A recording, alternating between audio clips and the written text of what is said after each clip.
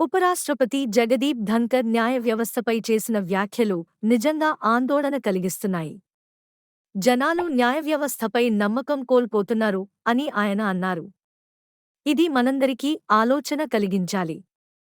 Delhi high court judge Yashwant Varma ఇంట్లో కనిపించిన నగదు గురించి ఆయన ప్రశ్నించారు.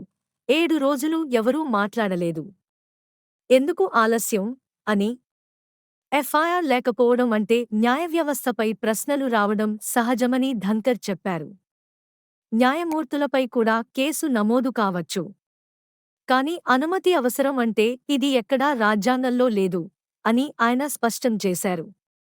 న్యాయ వ్యవస్థలో పారదర్శకత అవసరమని, ఇది ఇక క్యాన్ ఆఫ్ వార్మ్స్లా మారింది, కప్పు తీసేయాలి, శుద్ధి అవసరం అని ధన్కర్ గళమెత్తారు.